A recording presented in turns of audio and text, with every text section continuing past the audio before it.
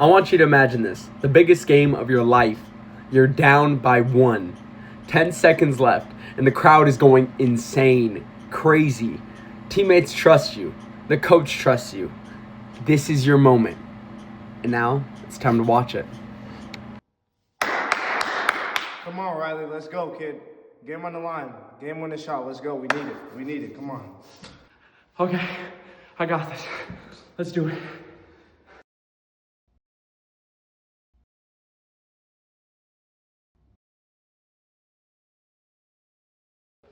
Oh my God. Now my team's not gonna make the playoffs. Oh my God. I suck. I suck in clutch situations. Gosh dang it, bro. How did he miss, dude? You gotta be kidding me, bro. Come on, RP. Game was on the line. Well, we saw how that one played out. You missed the shot, and now everyone's staring at you. So what just happened? Why do some athletes fall apart under pressure, while some seem to rise to that big moment? It's not all about skill, let me tell you, because there's a lot of psychology involved with that, whether a player becomes clutch or they choke in those situations. Now, after watching my example of choking, I feel like we need to get into a bigger example of choking that is more prominent and more people may know. Because at the end of the day, choking's not just a skill issue, it's more of a psychology issue. Overtime,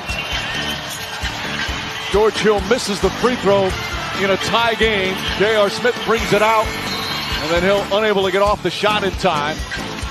LeBron James wondering about Smith again. Missed it badly there. Less than a minute to go.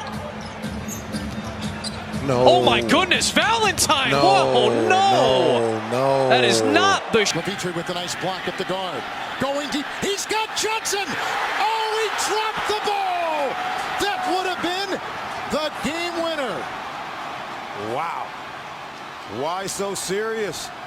Now you understand. Oh, he takes a shot down the field, working against Taylor, with Clark coming over, and all he has to do is hold on to it.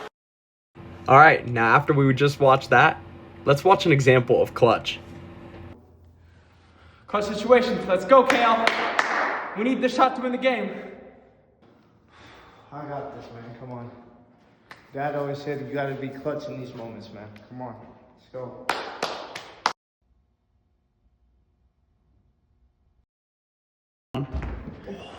Yes! This is what I do! Come on, you see this? You see this? All right, now it's time to look at an example of clutch. Alexander spins, pulls up, jumper. Off the mark, won't go. Rebound, Neesmith. Pacers with a chance to win it. Final seconds, no fouls to give. Halliburton looking. Halliburton driving, pulls up, jump shot. It's good!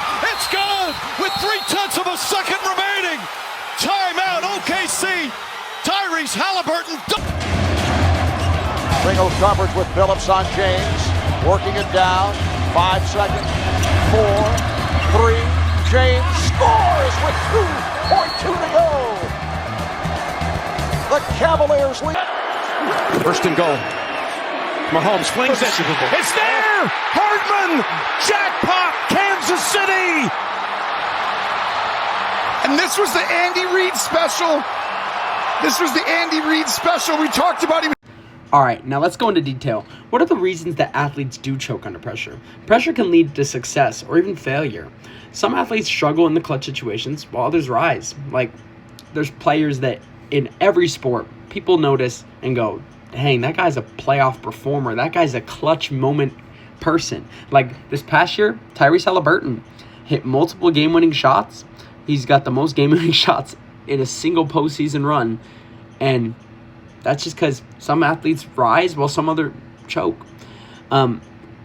Mental performance is very critical. A lot of people sit with themselves and talk with themselves one-on-one to be able to know what they're going through and kind of how they're going to perform through it. And sports psychology is very important when it comes to trying to perform better under pressure. It's just really the easy science behind it. Next up, we got the Yerkes-Dotson law. To understand why athletes act and react differently under pressure, we need to look at one of the more important ideas within psychology, the Yerkes-Dotson law. Now, I know it sounds like this huge elaborate thing that's super complicated, but it's actually pretty simple. So basically, it's the idea that performance and stress are connected within a curve. Like this one. Actually, a little bit of pressure is a good thing. I know that sounds like a crazy idea, but what it does is it helps increase focus, energy, and motivation. I know that sounds like a lot, but it actually does that. I want you to think about it like this. Before a big game, that nervous energy that you feel can actually help athletes stay ready and ready to perform. But only a little bit of pressure is good, because when pressure gets too much, everything changes. Examples of this would be like your heart starts racing, your thoughts start to speed up, and breathing becomes uneven. When there's too much pressure, athletes start to think like, what if I fail? Don't mess up. And this is when performance starts to go down. On the other side, if athletes don't actually feel too much pressure, their performance actually does decrease. This is because they may feel really relaxed or they may feel unmotivated to play the game, which can hurt their performance. So overall, the goal isn't actually to eliminate pressure, but the goal is actually to control it. Because the players that are actually clutch are the players that are able to stay within that optimal range of stress. Instead of either being too low, too high, they're right in the middle perfect, because this is where they feel confident, focused, and in control. Choking under pressure versus performing under pressure. Here's something that's actually really interesting. Not every athlete reacts to pressure in the same way. What? I know that's a crazy thing, but think about it. Some athletes choke and some athletes thrive. Choking is something that happens when athletes feel overwhelmed. They feel overwhelmed by the pressure within that situation, or even the game. So they start to overthink simple movements, lose their confidence, or look to avoid mistakes instead of actually just performing. So basically, it's like their body's ready, but their mind is working against them. Now, clutch performance, on the other hand, is completely different. Clutch performers slow the game down in big moments, like mentally. They just fall back into their training. They trust that training that they've had, and they just rely on that muscle memory instead of overthinking. This is why players like Tom Brady or LeBron James perform in big moments. The difference isn't just skill, because I know those players are really talented, but they also are really talented mentally. So pressure doesn't actually automatically lead to failure. It just shows who's ready to handle that pressure.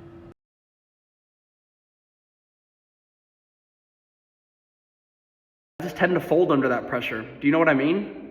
Yeah, definitely. I'm sorry to hear that, but like here are some things that you can do to basically like dim that stress and do what you need to do in those clutch moments. I would say just breathe, control what you can control, and just take it one step at a time. Even though it's in that short amount of time, you can definitely balance yourself. Thank you. You know what? I'm going to do that. So how does this connect to counseling psychology? Athletes actually don't just deal with pressure during big games. They deal with stress in their day-to-day lives. They deal with stress from things such as expectations, performance, injuries, and even within their own identity. For a lot of athletes, their self-worth is very much tied to how well they're able to perform. So when the performance takes a drop, mental health and confidence go down with it. This is where counseling psychology becomes its most important. Counseling psychology really helps with things such as building emotional resilience, managing anxiety, and being able to develop healthier ways with dealing with this pressure. Counselors actually work with athletes to help improve things such as being able to improve that confidence they need to have in themselves, control thoughts that are negative, and being able to stay strong during difficult moments. Because a lot of the time, some things that athletes face, the hardest thing isn't going to be just the game. It's going to be a lot of other stuff. The biggest opponent they're not facing isn't the person they're playing next or the team they're playing next. It's actually this mind. The next thing we got to talk about is mental toughness. Who's better to talk about it than David Goggins? So how do athletes develop this skill to be able to stay calm in big moments and trust their training? Well, we got to start with looking at mental toughness. Mental toughness basically is being able to stay focused, confident, and emotionally controlled in big moments. People who exhibit mental toughness actually are able to do this in any kind of situation, even if the situation is really intense. Mental toughness helps with things like allowing athletes to be able to reset and be able to focus on the next thing, as well as ignore things like the crowd or the scoreboard. A really good example of this would be an athlete misses a shot, but they aren't really focused on that shot. They're just focused on the next play. They just keep playing within the flow of the game and let the game come to them. And here's a good thing. Mental toughness isn't something you're just born with. It's actually something you have to train. Just like athletes lift weights and they run sprints, something you need to do to have mental toughness is build it and train it. So good things like breathing techniques, self-talk, and goal setting and visualization are all amazing things that athletes do to build this mental toughness, kind of like their own little gym. And people who train that stuff, the mental toughness, those are the great ones. Those are the ones that step up and make amazing moments within the clutch. So why does this topic actually matter? So the reason why I chose this topic and why I was really excited about this topic was because I'm a former athlete in college. And so just knowing about why players are clutch or why they're not is something that I've always wanted to look into. Why do players rise in the bigger moments and why do players fall in the bigger moments? But at the same time, I'm pursuing a future within counseling. So I want to know how I'm going to be able to help athletes be able to help their mental or how to regulate people. Because at the end of the day, performance isn't just physical, it's mental. As a former athlete, I know that athletes train their bodies every day. Like they work on themselves every day. They're in the gym, they're running, they're doing that. But a lot of them don't learn or teach themselves how to handle that stress, pressure at all. You can even throw failure in there. And when these moments come, since they didn't train them, that's when performance tends to. So let's get really into the reason why this topic matters. Well, being able to understand the psychology behind pressure allows athletes to stay more controlled, focused, and within the moment they are in during the game. And that goes even more beyond just pressure or even performance. A lot of athletes deal with things on a day-to-day basis, such as burnout, identity struggles, and even anxiety that can really play a big role on their overall well-being. But that's why this topic is so important, not only for athletes, but for counselors as well.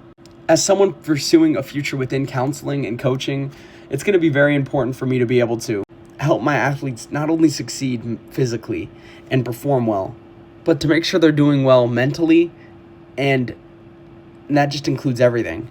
Because it's not just about the next game or the next moment within that game. It's about their life and their day-to-day life, how they're going to perform within their day-to-day life and how they're doing in that day-to-day life. Because at the end of the day, the way that athletes handle pressure can literally play a role within not only their next game, the next moment within that game, or their confidence, but it can lead to the future.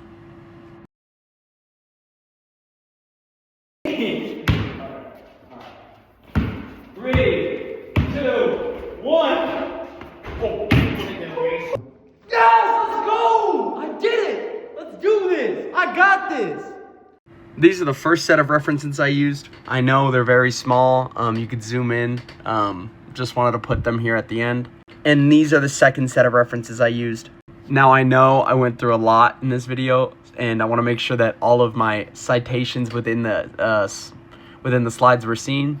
So we're gonna go through that real quick. Within this part of the video, I used all of these. Within this part of the video, I used all of these.